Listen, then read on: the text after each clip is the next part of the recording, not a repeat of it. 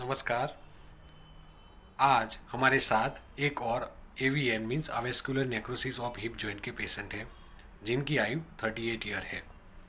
आज से कुछ महीने पहले उनको हिप जॉइंट में पेन स्टार्ट हुआ था और धीरे धीरे वो पेन बढ़ता भी गया।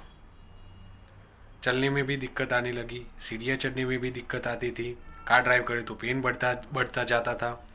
तो उन्होंने ऑर्थोपेडिक सर्जन को दिखाया। ऑर्थोपेडिक सर्जन ने उनको एमआरआई करने की सलाह दी। एमआरआई करने के बाद पता चला कि उनको सेकंड स्टेज का एवीएन है और ऑर्थोपेडिक सर्जन ने उनको सर्जरी की सलाह दी।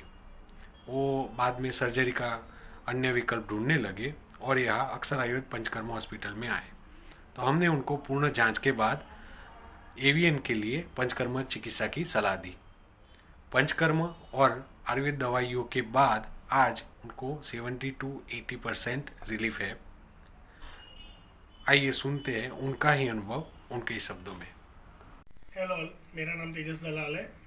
मेरी एज 38 ईयर्स है और मेरा profession as a software engineer में वर्क कर रहा हूँ। तो ज़्यादातर मेरा काम बैठ के करने का रहता है। लाइकली 6 से 8 महीने पहले मुझे राइट लेग में पेन होना स्टार्ट हुआ था और मेरा मसल्स वगैरह स्ट्रेच हो रहा था। सो मैंने सोचा कि पैर में मसल्स में कुछ इश्यू है। तो वैसे ही 1-1.5 महीने तक मैंने वैसे ही चलाया। फिर मैंने डॉक्टर से कंसल्ट किया।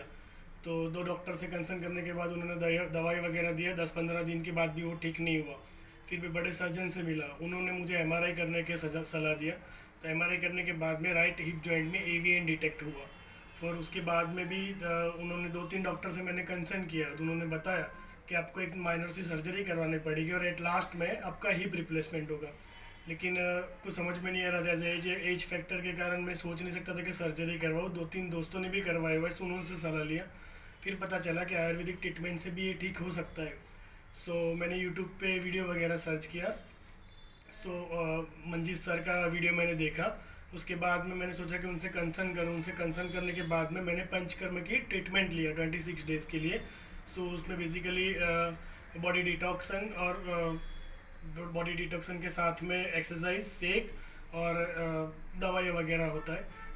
26 डेज तक तो यानी जब भी मुझे हुआ था तब मुझे चलने में भी दिक्कत हो रही थी। घर में भी मैं वॉकर के साथ में ही चल सकता था, ना तो व्हीकल ड्राइव कर पा रहा था, ना कहीं पे आ जा सकता था। सीढ़ियाँ भी चलने में दिक्कत हो रही थी। पंचकर्म के ट्रीटमेंट के बाद में लाइकली 8 या 10 दिन के बाद में धीरे धीरे मेरा ये भी जो भी प्रॉब्लम था वो लाइकली 70 to 80% तक रिजॉल्व हो गया। मैं अभी व्हीकल भी ड्राइव कर सकता हूँ, मेरी रूटीन एक्टिविटी में कर सकता हूँ, ऑफिस भी जा सकता हूँ।